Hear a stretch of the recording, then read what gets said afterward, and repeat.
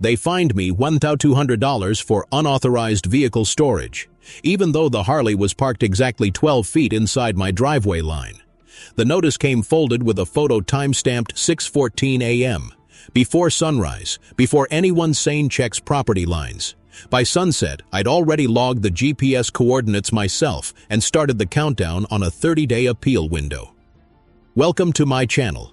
I'm Mark Delaney, civil engineer out of Plano, Texas, and this one's about the homeowners association that tried to own my driveway. If you've ever tangled with a clipboard tyrant over something you paid for, you're in the right place. Take a second to subscribe. It keeps this work visible to people fighting quiet battles in their own cul-de-sacs. Where are you watching from? I always like seeing which corners of the country are keeping the lights on for fairness. I bought this house 3 years after my wife, Kara, passed. She'd always wanted a place where I could hear kids on bikes again.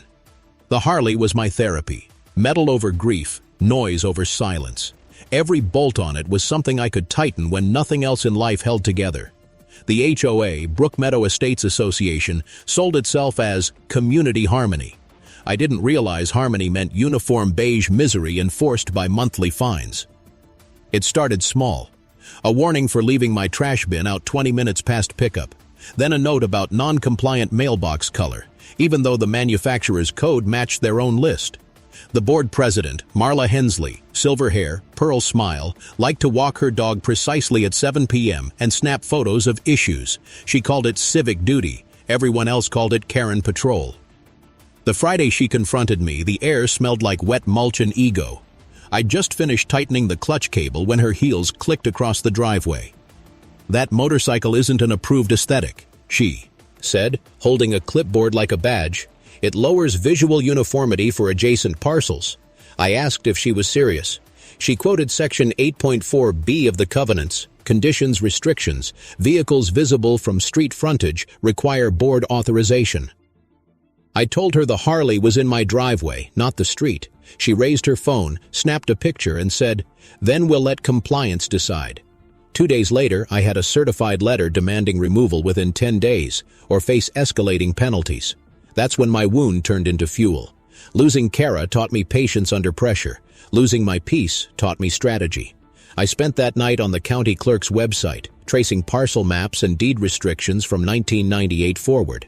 Somewhere I knew the HOA's reach would exceed its grasp. By the following week, I'd pulled every CCR amendment, 32 pages each, scanned into a binder with color-coded tabs. I also found something odd. The HOA never filed an updated plat after annexing Phase 2 of the development. Legally, half their enforcement area, including my cul-de-sac, still rested under the 2001 declaration, not the 2016 revision they were quoting.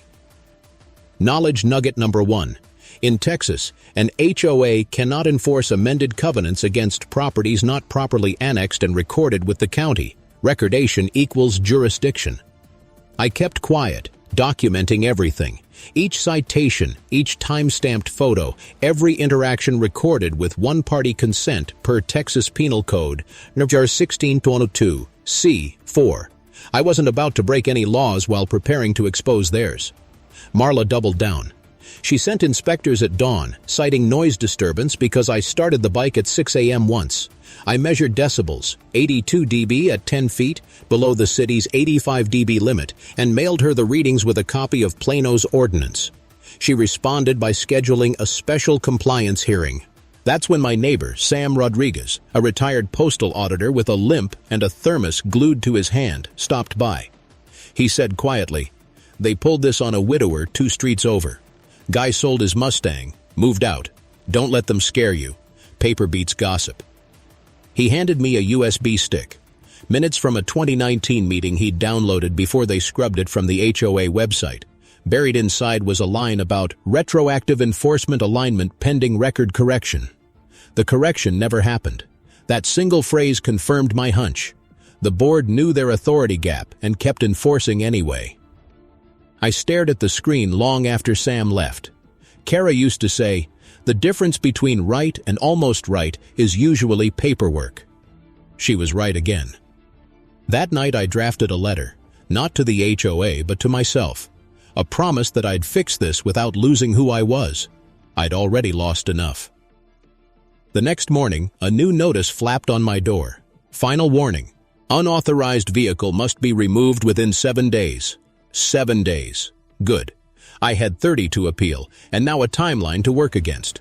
I slid the letter into my glove box beside the registration papers, turned on the Harley, and rode towards City Hall. The sound echoed down the street like defiance on 2 wheels. City Hall smelled like toner and old coffee, exactly the kind of place where rules live and hide. I filed a public records request under Chapter 552 of the Texas Government Code, asking for all Brookmeadow Estates filings from 2015 to present. The clerk, a patient woman with chipped pink nail polish, said, "You're the 3rd person this month to ask about that HOA." That told me plenty. When the documents came through 3 days later, they confirmed it. The association's amended declaration hadn't been filed correctly. The signature page was missing a notarized witness, invalidating the annexation for Phase 2. In plain terms, half of us had been paying dues and obeying rules the HOA had no legal standing to enforce. I brought the folder home and laid it flat on my dining table under the ceiling fan. Every page fluttered like it was alive. This was the moment my engineer brain kicked in. Systems fail because of friction and oversight, and this HOA had both. The next morning, Marla and her entourage, 3 board members in pastel polos, showed up with a tripod and a measuring wheel. "We're documenting violations for the record," she said, tapping her tablet. "This will help the compliance committee assess additional penalties." I asked if they'd like to see my own documentation. She smirked. "You're welcome to submit your protest in writing." I smiled back. Already did. That night I scanned every photo they took from the street, overlaying it with my own boundary survey. The Harley never crossed the setback line. I printed everything and sent copies to their management company with certified tracking. I also BCC'd the city's code compliance officer, just in case. 2 days later, an envelope arrived. Thin, white, official. "Notice of hearing," it said. Date, April 22nd, 10 o'clock a.m. Location, clubhouse meeting room. Purpose, vehicle violation appeal. Perfect. They just scheduled their own downfall. Before we get there, I'll say this. If you're firmly against HOAs that weaponize bylaws, let me know in the comments. Tell people what tactic helped you stand your ground. And if you've never faced one but read their stories in disbelief, there are always HOA board lurkers in the comment sections. Leave your message for them too. They might learn something. Sam helped me prep. His living room was a museum of old postal audits and black coffee stains. "Marla runs that board like a private fiefdom," he said. "You need an ally who knows state code." He dialed his old friend, Denise E. Holbrook, a municipal attorney who'd spent 15 years untangling HOA overreach cases. Denise agreed to look at my file pro bono, for the principle of it. When she came over, her gray suit was dusted with cat hair, her briefcase scarred from 1,000 hearings. "I'm not promising a win," she said, flipping through pages. "But I'll promise the truth, and truth, when documented, tends to find daylight." She pointed to a clause buried deep in the CCRs. Section 12.3, Conditional Enforcement Limitation. It stated that the HOA shall exercise authority solely within the recorded boundaries and annexed parcels filed with Collin County. Denise tapped the page. "That's your silver bullet." We spent hours crafting a statement citing every misstep: invalid recordation, selective enforcement, procedural bias. Denise coached me on tone: calm, factual, never emotional. "They'll try to bait you," she warned. "Smile through it." The morning of the hearing, rain drummed on the clubhouse roof like an omen. The room smelled of coffee and disinfectant. About 20 neighbors sat in folding chairs, curious or fearful. Marla presided at the center table with her gavel, flanked by 2 board members and a volunteer stenographer. She started formal. "This hearing concerns resident Mark Delaney, Lot 47B, alleged violation of Section 8.4B. Mr. Delaney, you may speak." I stood, adjusted my tie, and laid the binder on the table. Before I address Section 8.4B, I need to clarify jurisdiction. I slid the top document forward. County certification date circled in red. Brookmeadow Estates' 2016 amendment was never recorded for Phase 2. My property, per tax map 220419, remains under the 2001 declaration. Therefore, this board lacks standing to levy or enforce this citation. Marla blinked. "That's..." Irrelevant to compliance. Denise leaned forward from the back row. It's absolutely relevant. Gasps rippled through the room. I didn't raise my voice. I didn't need to. Facts carry their own decibels. Marla's lips tightened. We'll review our claim. In the meantime, the fines stand. I replied, I've already filed an administrative challenge with the city's Code Enforcement Oversight Office. They'll review the legality of your amendment by next week. The gavel struck harder than it needed to. Meeting adjourned. Neighbors whispered as I walked out. Some nodded quietly, others looked scared. HOAs rule through silence, and I'd just broken it. Outside, rain hissed on the pavement. Sam grinned under his umbrella. That was one for the books. Maybe, but I knew Marla wouldn't let it end there. Power rarely concedes on paperwork alone. 3 days later, she proved it. I came home to find 2 inspectors in safety vests pacing my yard, taking photos of gutters, grass height, fence boards. When I asked who sent them, one said, "Anonymous complaint. HOA forwarded it." It escalated fast. Over the next week, 3 citations, 2 friendly wellness checks from police, and a note left on my windshield. Keep pushing and we'll find everything. I kept documenting. Time, date, badge numbers, call logs.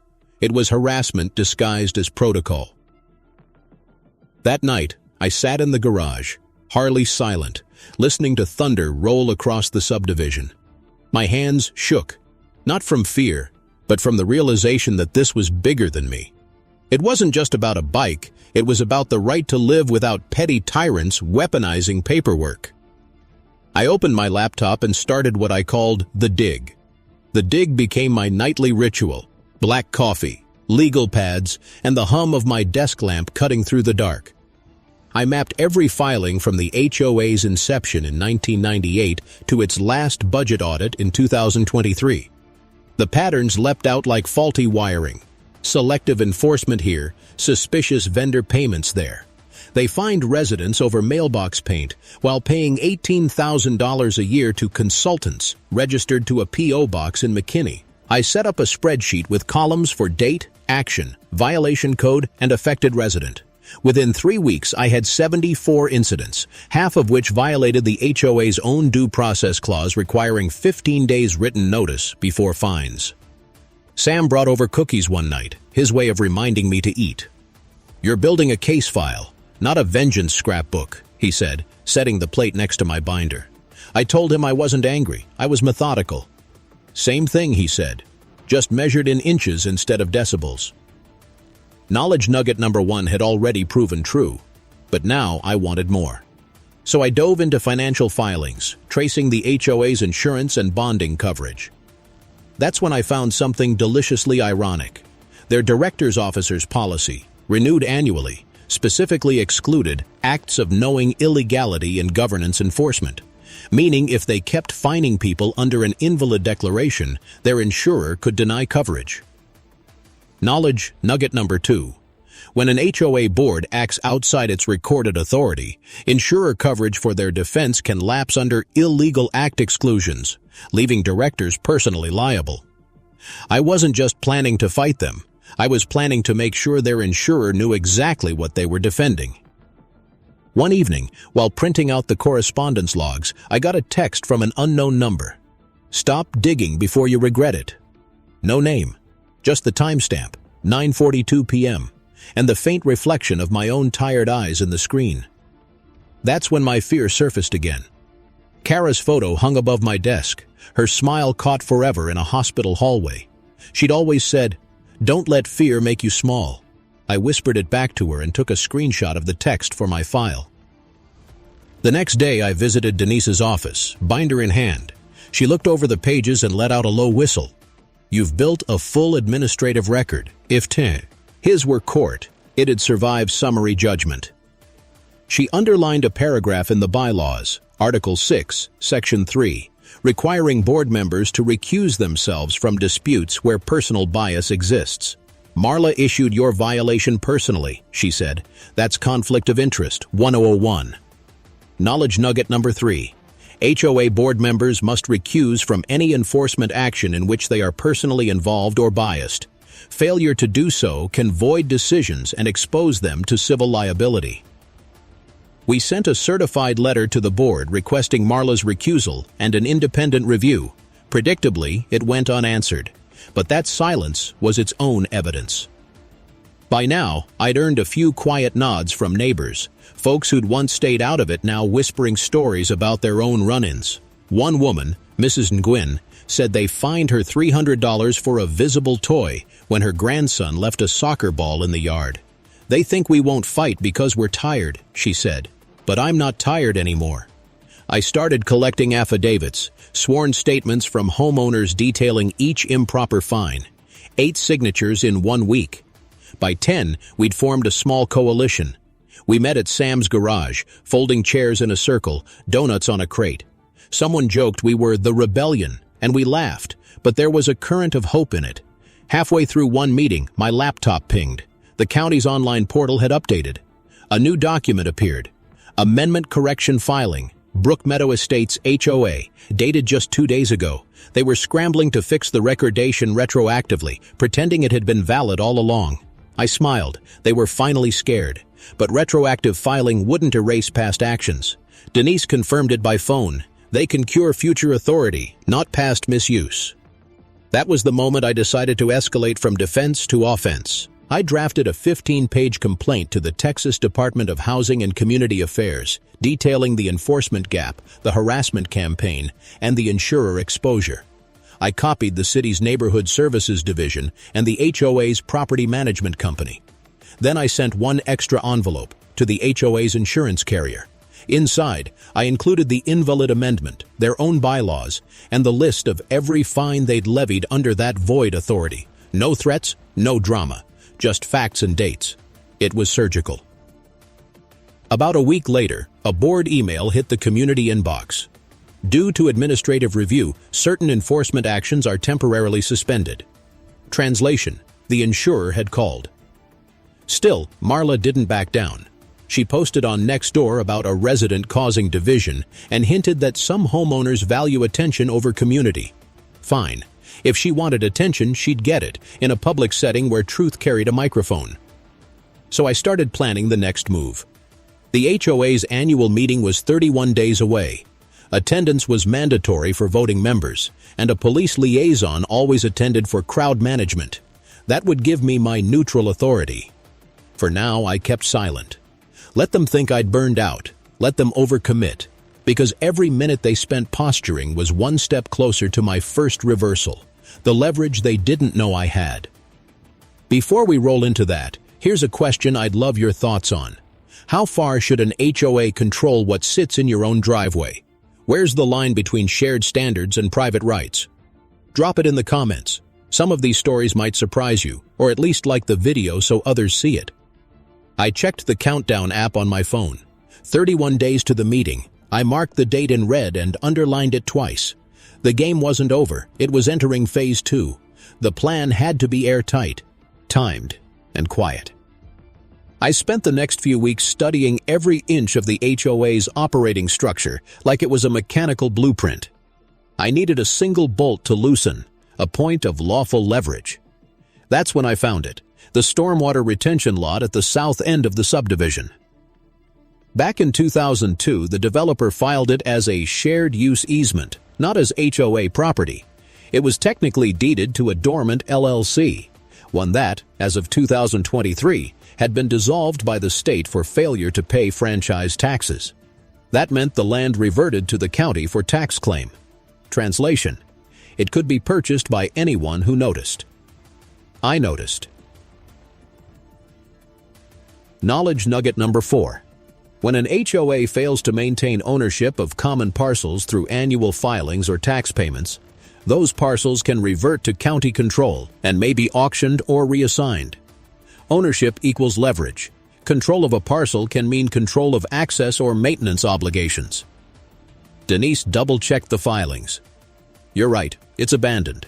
You could file for acquisition through the county's property trust program. They'll process it in 30 days. 30 days. The same countdown I had until the annual meeting. It felt like alignment written by fate, or at least by bureaucracy.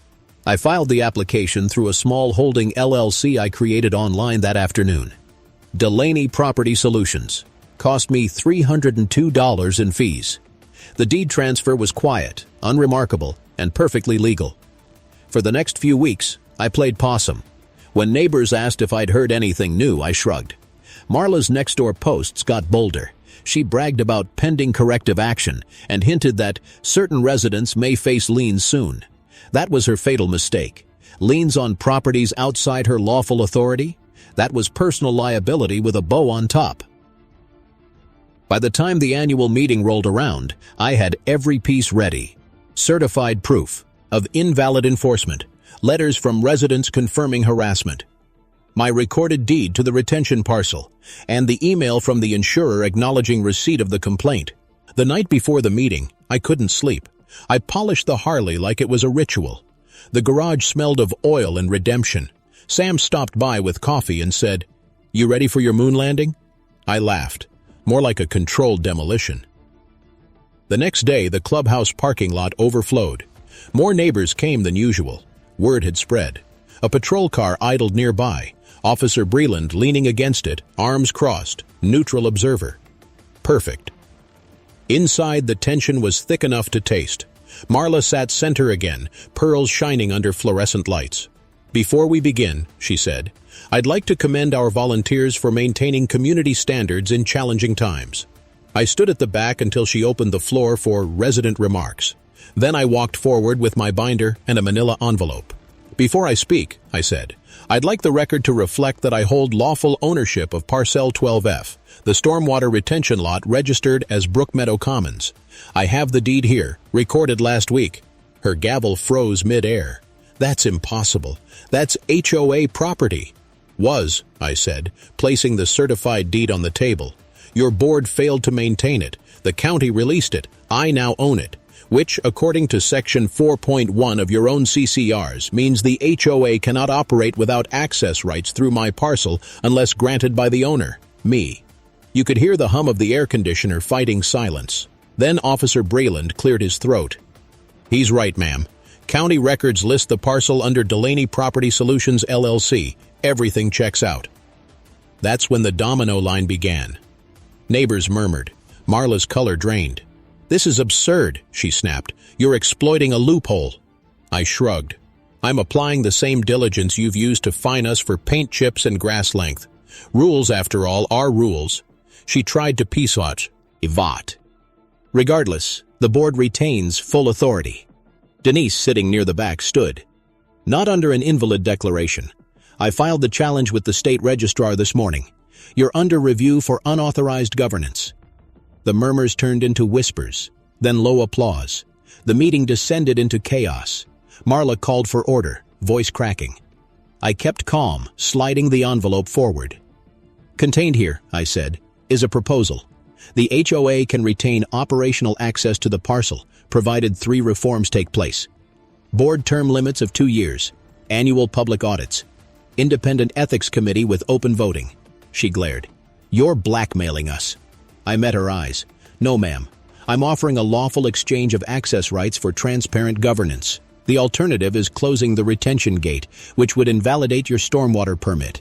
A ripple of gasps rolled through the room. The officer stepped closer, just in case. This was it, the leverage reveal. Reversal number 1 complete. I didn't gloat.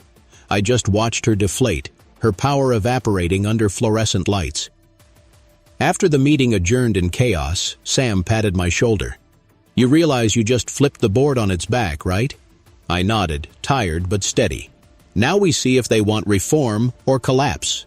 Because from here on out, everything would start crumbling in public view." Before I tell you how fast it unraveled, here's something worth debating. Should recording HOA board meetings be legal in every state? Is it accountability or invasion of privacy? Drop your take below. I read every one. That night, I walked home under sodium streetlights, hearing my boots crunch on wet gravel. The Harley gleamed in the driveway like a quiet witness. The storm had broken, but the flood was still coming. The night before the meeting, I couldn't sleep. I polished the Harley like it was a ritual. The garage smelled of oil and redemption. Sam stopped by with coffee and said, "You ready for your moon landing?" I laughed. More like a controlled demolition. The next day, the clubhouse parking lot overflowed. More neighbors came than usual. Word had spread. A patrol car idled nearby. Officer Breland leaning against it, arms crossed, neutral observer. Perfect. Inside, the tension was thick enough to taste. Marla sat center again, pearls shining under fluorescent lights. "Before we begin," she said, "I'd like to commend our volunteers for maintaining community standards in challenging times." I stood at the back until she opened the floor for resident remarks. Then I walked forward with my binder and a manila envelope. "Before I speak," I said, "I'd like the record to reflect that I hold lawful ownership of Parcel 12F, the stormwater retention lot registered as Brookmeadow Commons. I have the deed here, recorded last week." Her gavel froze mid-air. "That's impossible. That's HOA property." "Was," I said, placing the certified deed on the table. "Your board failed to maintain it. The county released it. I now own it, which, according to Section 4.1 of your own CCRs, means the HOA cannot operate without access rights through my parcel unless granted by the owner, me." You could hear the hum of the air conditioner fighting silence. Then Officer Breland cleared his throat. "He's right, ma'am. County records list the parcel under Delaney Property Solutions, LLC. Everything checks out." That's when the domino line began. Neighbors murmured. Marla's color drained. "This is absurd," she snapped. "You're exploiting a loophole." I shrugged. "I'm applying the same diligence you've used to fine us for paint chips and grass length. Rules, after all, are rules." She tried to peace watch. 2 days after the meeting, the ripple effect started showing up in my mailbox like ghosts in envelopes. One neighbor found her fine refunded pending verification. Another got an apology email for clerical oversight. The cracks were spreading fast, but Marla wasn't done fighting. Tyrants rarely stop until someone takes away their toys. Her next move came wrapped in intimidation, a new violation notice, this one for unauthorized signage. The signage in question? The small private property, no trespassing plaque I'd posted by the retention lot gate I now legally owned. I almost laughed. Instead, I documented it, date-stamped it, and filed it in my binder under retaliation. Then came the pettier things. My trash bins mysteriously knocked over twice. HOA newsletters lost in delivery. Even an anonymous post online calling me the guy who wants to bankrupt the neighborhood. It might have stung if I didn't already see the panic underneath it. One night I caught a flashlight beam flickering near the gate, someone rattling the chain. I called out. The beam vanished, followed by the crunch of hurried footsteps on gravel. I reported the trespass to police, nothing dramatic. Just on record. I wanted the log. Always the log. By the end of the week, my garage had turned into a war room. Folders stacked like sandbags, printer humming, binder rings clicking open and shut. My hands smelled of toner and coffee. Every little detail mattered now. That's when fear showed up again, not for myself, but for the house. I'd already lost one home before, back when Kara's medical bills swallowed our savings. Losing another to legal games would be unbearable. I ran my hand along the wall she'd painted in her favorite sage color, whispered that I wouldn't let them take it. The next morning, Denise called. Their insurer reached out. They're investigating coverage eligibility. You hit them where it hurts. The wallet. Sam came by later with a grin. "You're officially the most popular guy at the coffee shop. Half the neighborhood's talking about bylaws like it's football." I smiled. But I knew we weren't at the finish line yet.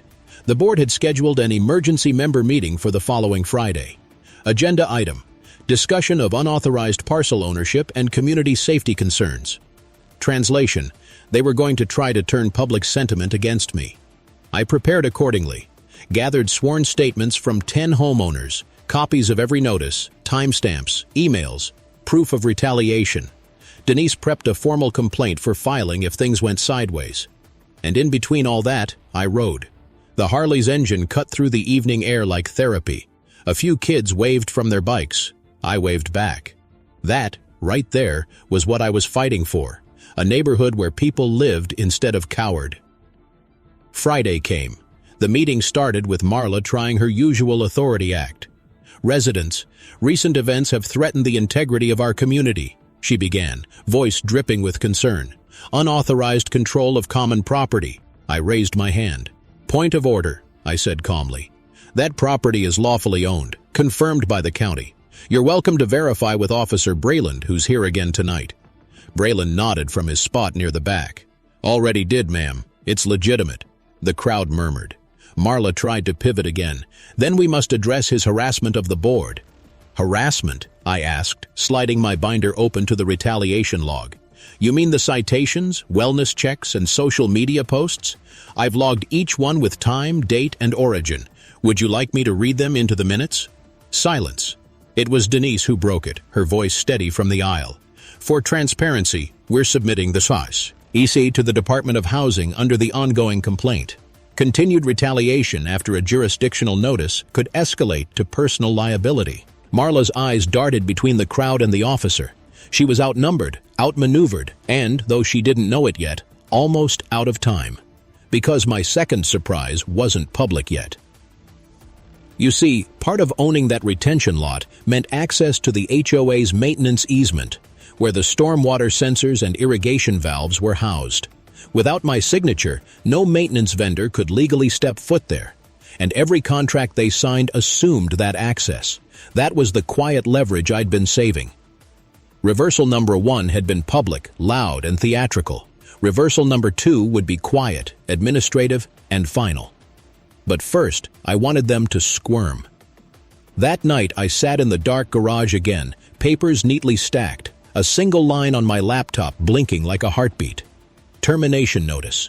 Maintenance access revoked pending new agreement. I didn't send it yet. Timing mattered. Let them feel the walls closing in first. And because stories like these always hit nerves, here's one for you. Should HOA boards be personally liable for fines they issue illegally? Or should their insurance always bail them out? Tell me in the comments. Curious where you draw the line.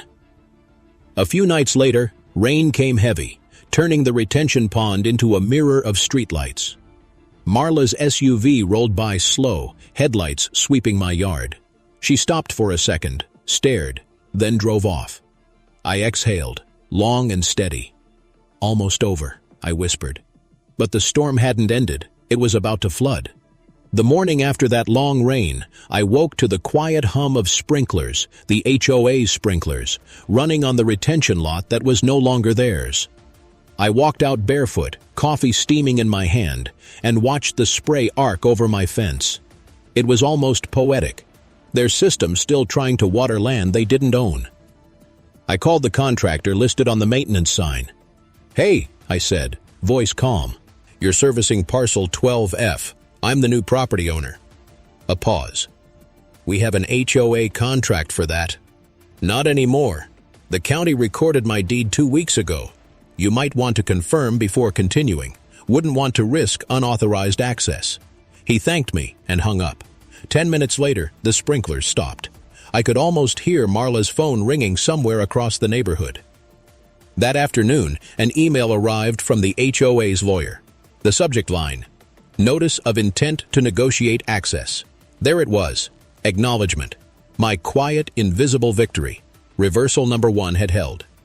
I sent a polite reply. "Happy to discuss access under mutually beneficial reforms. Let's include your insurer on the chain for transparency." Then I waited. The insurer responded first. Per policy review, coverage for pending claims is suspended until governance verification is complete. That was the crack that became a fault line. 2 board members resigned that same week. Their resignation letters were short, formal, and loaded with subtext. Family obligations, time constraints, focus on other priorities. We knew the truth. They didn't want personal exposure when the state investigators started asking questions. Marla, though, doubled down in public. She held a community unity barbecue, all smiles and speeches about togetherness. She even set up a donation jar labeled Legal Defense Fund. It would have been comical if it weren't so desperate. Sam and I showed up with folding chairs, just to watch. A few neighbors greeted us quietly, some openly. The mood had shifted. Fear had turned into curiosity, curiosity into courage.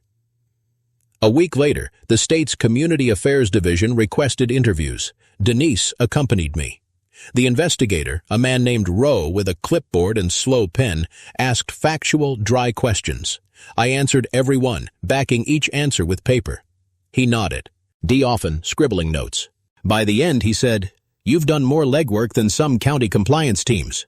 "I'm an engineer," I said. "We document everything." That same night, I sent the formal termination of access notice to the HOA, effective immediately. Calm, factual, polite. Without that access, they couldn't renew their municipal stormwater permit, which expired in 21 days. The next morning, a police cruiser idled outside my driveway again. Officer Breland stepping out, expression neutral. "Morning, Mark. Just here because the HOA filed a community disruption complaint. Thought I'd check in." I handed him a copy of the county deed. "You already know the rest." He nodded. "Yeah, just doing the paperwork." Then he lowered his voice. "Off the record, half the force has read your filings. They're airtight." When he left, I stood in the sun and let out a breath I didn't know I'd been holding. The air smelled like cut grass and ozone. For the first time in months, peace didn't feel like a fantasy. But I knew this story wasn't done, not until something larger changed. A fight like this couldn't end with just me winning. It had to fix the system that let people like Marla thrive. Denise agreed. "You're sitting on reform leverage, Mark. Don't cash it in for peace. Cash it in for permanence." She helped me draft a reform charter, a new covenant amendment that would require transparency measures, open meetings, and audit publication. I'd make it the price for the access deed. That weekend, as we finalized the draft, Sam handed me a faded photo, the cul-de-sac in 1999, kids on bikes, neighbors laughing. "This is what it was before rules became weapons," he said. That photo stayed on my desk as motivation. Because the next HOA meeting, called Emergency Governance Session, would decide whether this neighborhood healed or burned. Before we step into that confrontation, here's something for the debate column. When HOA boards act illegally, should residents aim to dismantle the system or reform it from inside? What's the better legacy? Let's hear your take. The sun set blood orange that evening. The Harley gleamed like a piece of defiance under it. I checked my binder one last time, tabs labeled, documents pristine, and whispered, "Tomorrow we end it." The emergency governance session filled faster than any HOA meeting I'd seen. Folding chairs pressed wall to wall, murmurs climbing like static. Marla sat at the head table again, but she looked smaller now, tired makeup, a tremor in her hand. Behind her, a single American flag hung limp, barely stirring in the AC draft. I came in late on purpose, binder under one arm, calm as a man walking into his own living room. Officer Breland was already posted by the door, nodding as I passed. Denise was there too, her legal pad open, pen tapping. Sam stood near the back, arms folded. Our quiet army. Marla opened the session.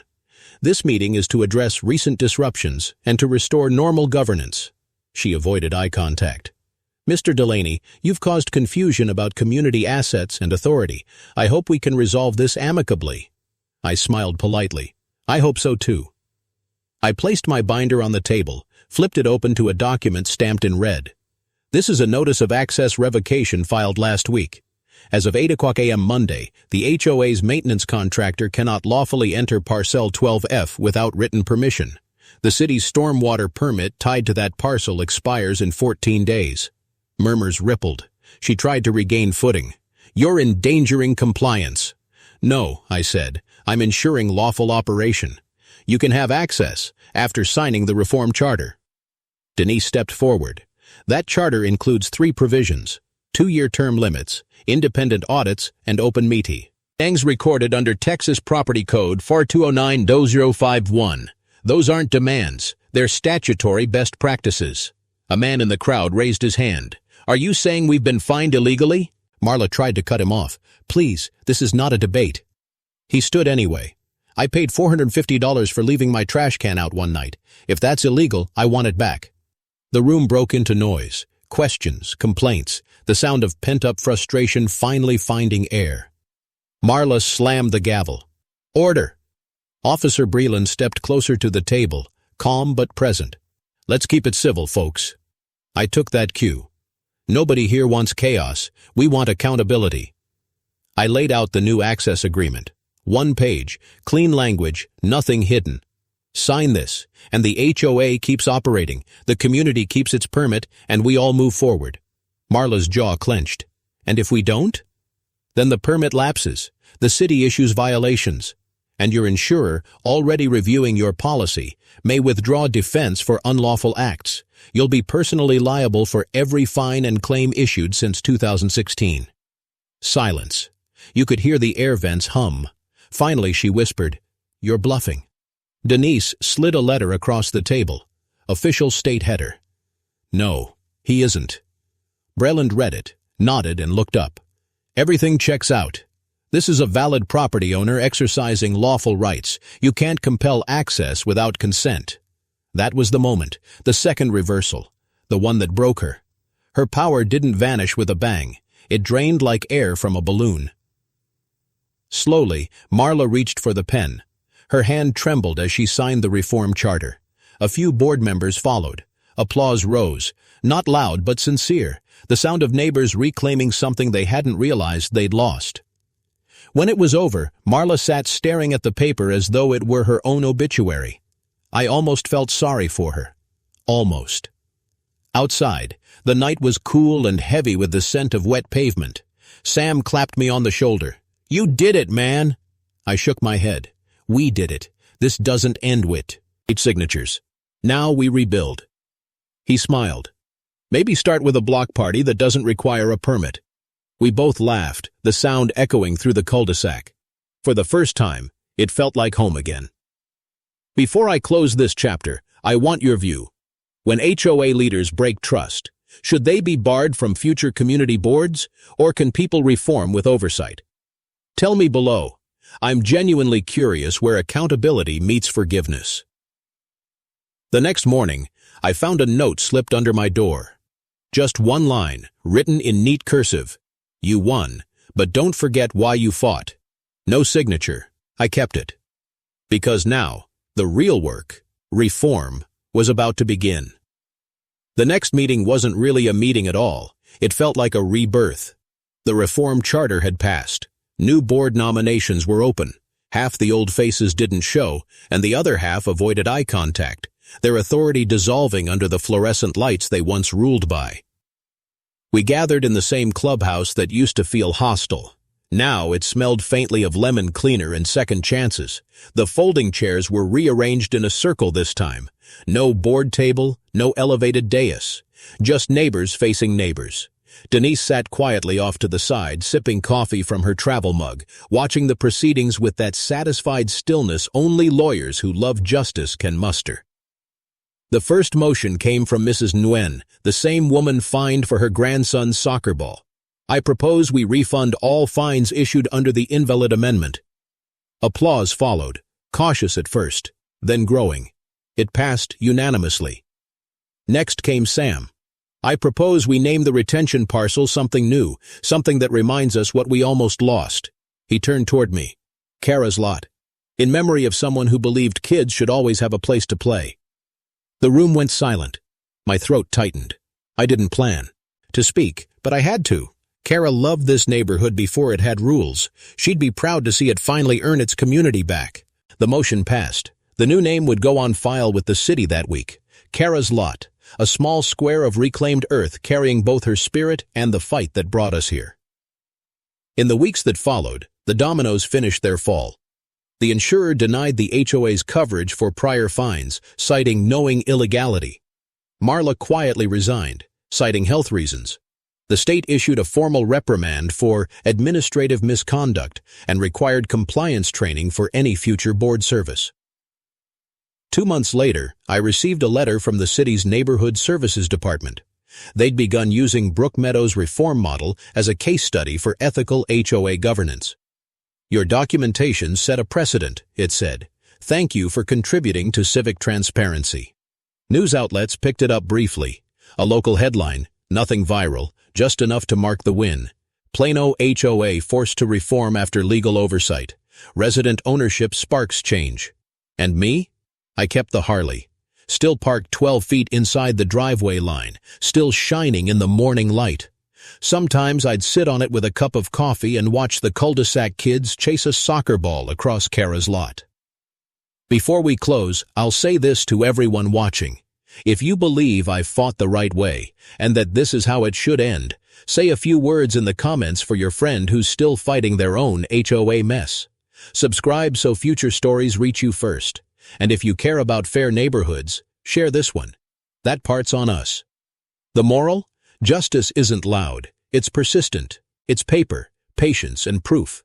It's the quiet satisfaction of watching bullies drown in their own bylaws. As for what changed after, the new board held quarterly open meetings streamed online. Annual audits went public for the first time in 20 years. Kids used the lot for weekend games. Seniors planted a community garden. Every decision posted. Every vote recorded. I hung Marla's final violation notice, the one about the Harley, in my garage. It's curling at the corners now, ink fading. Beneath it, I framed the certified deed to Kara's lot. They face each other like two ends of a war that finally found peace. And as I fire up the Harley, gravel crunching under the tires, I look once more at the street that almost broke me. The engine growls low, steady, alive. On to the next case, I whisper. Then I ride. End of story.